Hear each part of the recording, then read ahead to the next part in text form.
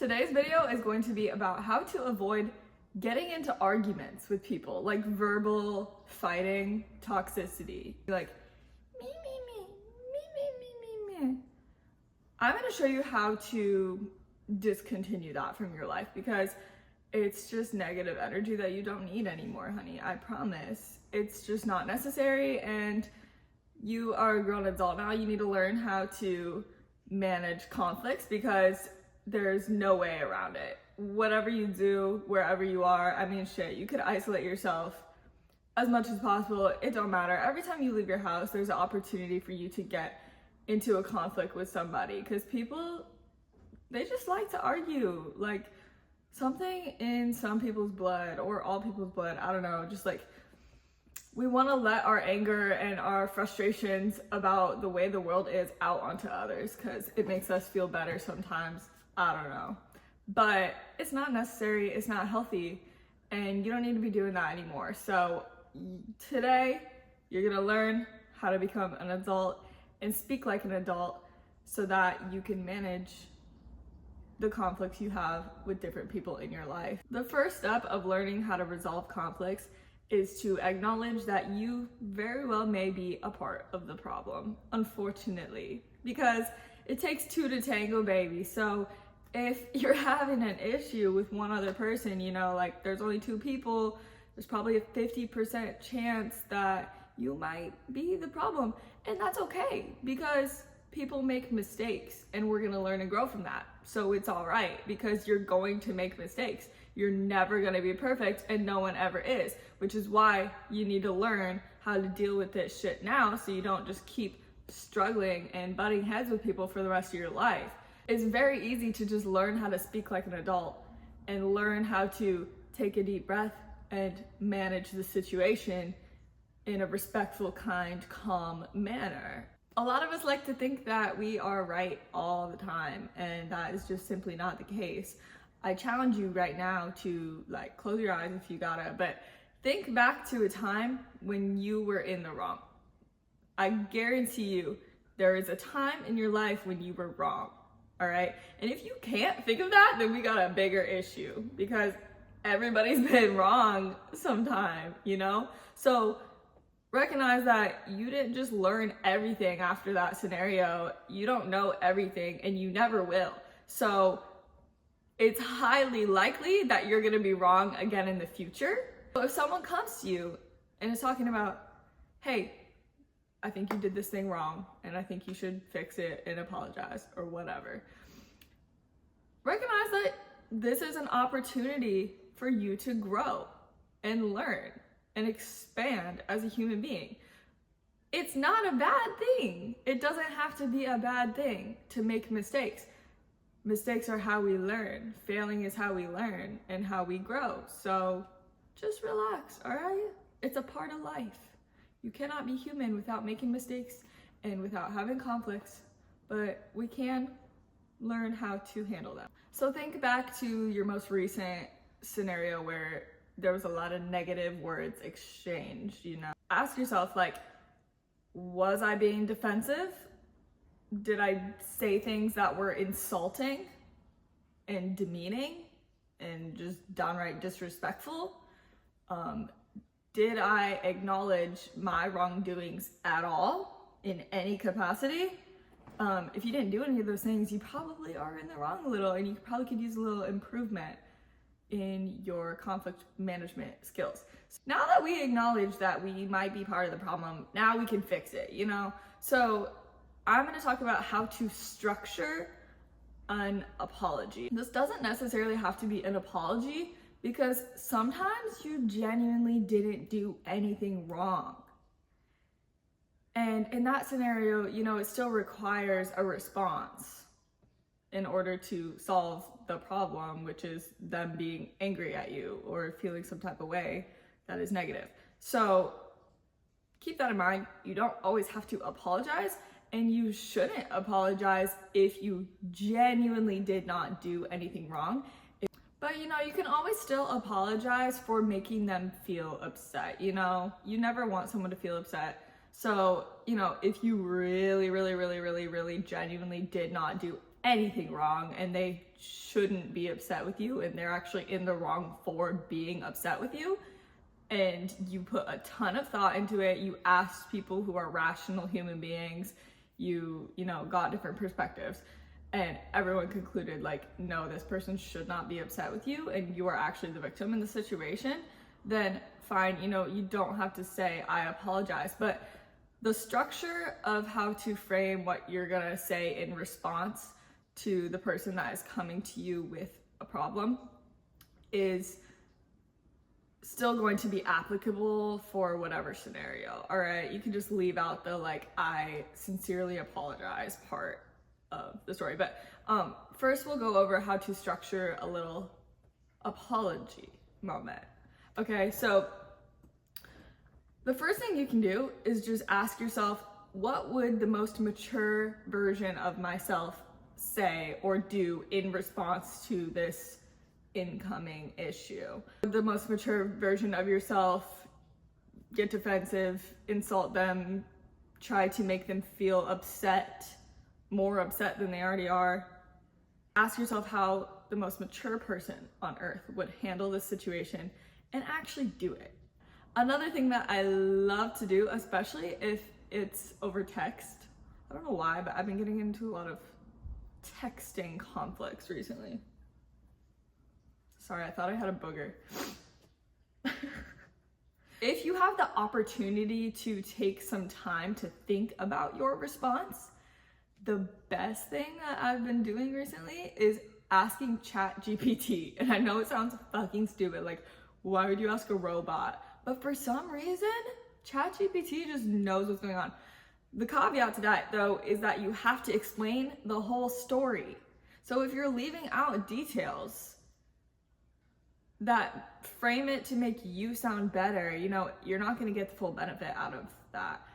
But asking ChatGPT really just like cuts straight to the point, simplifies everything for you, because the robot isn't emotional. The robot isn't offended, you know, like you have emotions and get offended by things. But if you put it through ChatGPT is not gonna get offended. They don't give a fuck. It's a robot. So they're gonna come up with a lot. I've assigned their pronouns as they for ChatGPT.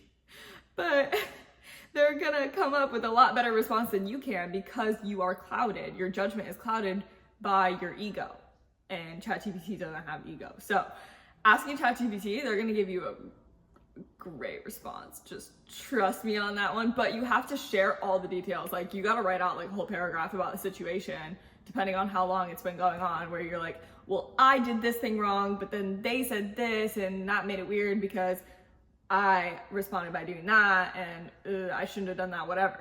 Like, you have to say the whole thing. That takes some self-reflecting. So none of this shit that I'm about to say in how to structure an argument is going to work for you if you cannot acknowledge that you could be in the wrong. It's important. So let me just share the basic structure and then we'll get back onto it. So first thing you want to say, first sentence, maybe 2 sentences. Each of these bullet points I'm about to share with you are going to be like 2 sentences, whatever. You don't want to go on too long. You want to get straight to the point with this because you don't want to leave room to have your emotions show through. You know, it's okay to show emotions as long as they're good, loving ones, but often in an argument, they're not going to be. So we try to cut out the negative emotions and only have empathy. That's the emotion you want to be projecting out towards whoever is hurt. You don't want to respond with anger or sadness. You want to respond with empathy for them and be like, I am so sorry that you feel this way. So the first thing you're going to say is you're going to acknowledge that you hear them. Acknowledge that you read the text. Acknowledge that you heard what they said. Say your friend didn't like how you were acting around their boyfriend. That's just like the first thing that came to my head. But let's just use that as an example, right? And they come to you and they're like, hey, when you touched his arm and when you said this thing, it made me very uncomfortable and I just don't want you to do that again. It was really fucked up and a good friend wouldn't do that to me, blah, blah. The first thing you're gonna do is acknowledge that you heard everything that they said. So you'd be like, I hear what you're saying. I made you feel this way on this date because of this thing that I did. Whatever. I hear you. Even like literally just, I hear you. If you can just do that, if you can just say, if you look them dead in the eye, I hear what you're saying. I understand what you're saying. Oh, no. I don't like, I understand what you're saying as much as I hear what you're saying, because we're gonna clarify that we understand next. That's the second step. You wanna make sure you wanna make sure that you understood what they said, so you repeat it back to them, all right? Also, don't interrupt them. Never cut them off. Let them talk and then wait a long pause, a good deep breath before you respond. You also don't want to just respond out of emotion again. You want to take a deep breath and be like, am I good? Am I okay to respond to this? Did I hear what they're saying? You know, am I ready to acknowledge that I may be in the wrong? Okay. So acknowledge that you hear what they're saying and make sure that you understand what they said. So if you need to clarify, get clarification, okay? That's first step. Second step, state what you did wrong in the scenarios. What I'm hearing is, when I touched your man's arm, that made you feel like I was flirting with him. And I understand why that might be hurtful. Then you want to acknowledge why it was wrong. So you want to state what you did wrong, which they should have just told you. And then you want to state why it was wrong. So if it's your best friend, you know, you should know that they get jealous, and you should know that they're very protective of their man. So when you touched his arm, you know, so you can even say that to her, like, I should have known that you would expect that boundary of me, and I shouldn't have crossed it. So we're sharing what we did wrong, why it was wrong, and then what we plan to do next time a similar situation arises. So next time I will make it clear that I am there to hang out with you and not with him. And I will remember that you want me to set stricter boundaries with him. Next, we're going to apologize for what we did. So I apologize for doing that. I shouldn't have done that. Make it very, very, very clear. And don't forget to actually say the words, I apologize. Like, I sincerely apologize. I am so sorry. I'm so sorry that this happened. I feel extremely bad. I feel very upset that I hurt you. And I am so sorry, it won't happen again. Get straight to the point. Say what you gotta say. And don't make them feel worse than they already did. So that's the basic structure. And while I was sharing that, I was thinking about how actually good I am at apologizing, because I had a friend who was a very, very, very close friend to me that I fucked over bad. Like, she shouldn't have been my friend anymore. She really should have ghosted me. Like, she should have cut me off. But since I was able to genuinely acknowledge that I did that and it was fucked up and I shouldn't have done it, and then I tried to get to the bottom of why I did it to make sure it would never happen again, and I spent a lot of time reflecting on why would I do that to her? She didn't deserve that. I shouldn't have done that. How can I make sure this never happens again? Because I did all that and I was like actually able to acknowledge my wrongdoings and then express that to her effectively, I was able to save the friendship. We were friends again. We were having, like, I fucking love her so much. I'm so grateful for that. So I just hope that you're able to have the same thing, because you're gonna meet tons of people in your life, and some people are gonna wanna argue. They're gonna wanna argue even when you don't give them anything to argue about, even when you treat them with the utmost respect, kindness, admiration. They still are gonna want to argue, because some people are just like that. Some people just like choose toxicity every time, and some people you cannot get away from. and some people you cannot avoid arguing with. Those people, you should not have them in your life.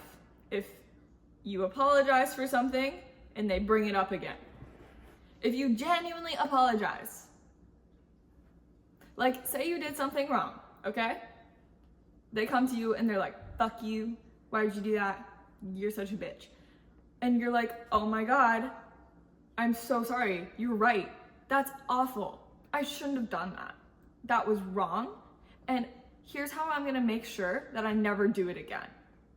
And then you actually follow through and you continue and you maybe apologize even a few more times and you make sure that next time they feel great and like the same scenario happens again and you prove to them that you're not gonna do it again and you build the trust back up and they bring it up again, they're like, well, I didn't like when you did that. Well, remember that one time that you did that thing wrong? Those are the type of people you want to cut off because they just want to argue. They don't want to resolve, they want the problem to continue, so they just keep bringing it up. So you got to watch out for those type of people because sometimes you can't resolve the argument. You have to resolve it by exit stage left. Like, I'm done with you. Like, and you don't even need to express that to them. Just silent ghost. Like, I'm good on you. Thanks, though. But yeah, so that was kind of like the basic structure of how to say an argument. I mean, you can use that in any scenario, but if it's something that happens in person and you don't have time to respond to it, like, and you don't have time to think about your response deeply before you say it. If it's like in person and they're like, hey, like, what the fuck? You know, maybe they don't want to physically fight you, but maybe they want to verbally fight you.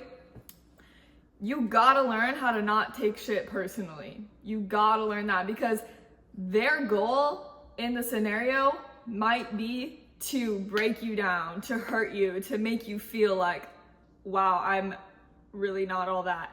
If someone says something to you and you are not like rock solid in yourself and you're not rooted and you don't know who you are and you're not confident, they're gonna tear you down because you don't know yourself as a person, so you're gonna take whatever they say personally. You need to remember that someone else tries to insult you, that is a reflection of them, not you. Them trying to argue and trying to break you down is a reflection of what's going on in their life. Like, most of the time, if someone's trying to break you down, they're projecting. If they're belittling you and just trying to make you upset, if you can tell that they're trying to make you sad and trying to hurt you, that is a projection of them. Do not take it personally. You can't take it personally. You can't. It's never gonna work. Because if you have a genuine, healthy relationship with somebody and they do something that bothers you, you should be able to go to that person and be like, hey, is there any way we can possibly talk about what happened the other day? Because when you did that thing, it left me feeling a little hurt. I'm not gonna lie. Like, I felt kind of sad about it. Can we talk about it, please? That's how you gotta approach people. You can't approach them being like, I can't believe you fucking did this to me, you stupid bitch. Like, how is that gonna get you to where you wanna go? So if someone comes to you and they're trying to break you down, they're coming for your neck, that is a reflection of them. That is not about you. That is not about what you did wrong and how you can improve, obviously. So those type of people, you know, they're not ready for this type of conversation that you and I are having right now. They're not at a high enough conscious to be able to just have an adult conversation and try to take their emotions out of it for a minute and think objectively and logically about things. So those type of people, you just gotta, because you and I, like, we are at that level. You can communicate effectively with people. That's why you're watching this type of video. You're gonna listen to me, you're gonna hear me out, and you're gonna go about your day, and next time you get into a conflict, you're gonna apply some of these things you're learning today. and that other person probably isn't ready for it. So sometimes you just gotta let them go. Sometimes you just gotta leave them behind. You could try to teach them, but it's really not worth your effort. If they're not wanting to learn, they're not wanting to learn. If they're not wanting to build healthy relationships, there's nothing you can do about that. You just gotta accept that. So in the future, when someone comes to you and they say, hey, I feel you wronged me, what I want you to do is look at it in a positive light and think, thank God they told me, because they could have just held that grudge forever.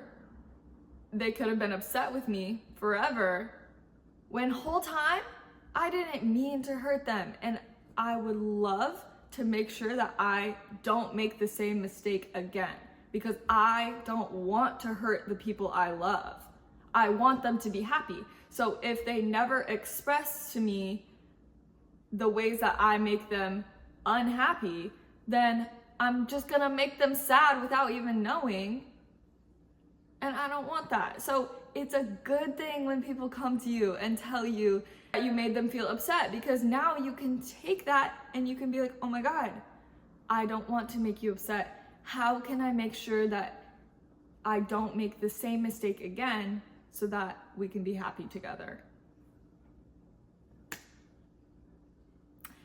And that's the beauty of life, okay? So you're gonna have conflicts, but it's gonna be okay.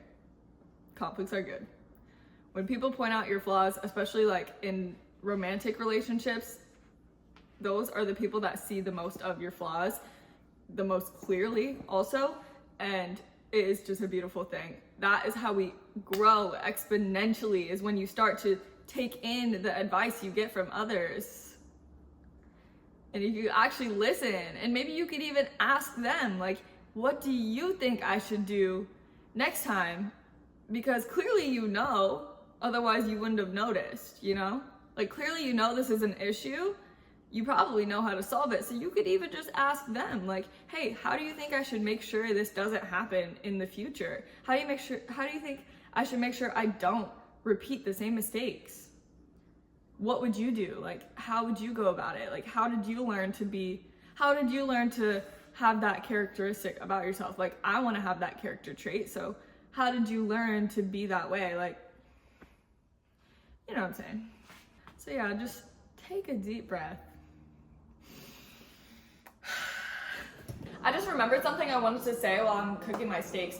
But when you first try this structure where you're like being overly nice and respectful in a way that sounds robotic, it's gonna feel super weird because you're not used to speaking kind and respectfully, especially if you're someone like me who uses a lot of slang, a lot of swearing, a lot of like aggressive tones in your voice when you're just like speaking casually.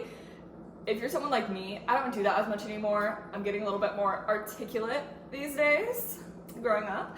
But I used to swear and say like and say all these, you know, filler words and stuff, and just talk weird. But if you're someone like that who has like weird speech patterns like that, whereas you're just very aggressive, it's gonna feel so wrong to be like overly respectful. So that's gonna take some getting used to. You're gonna have to push past it.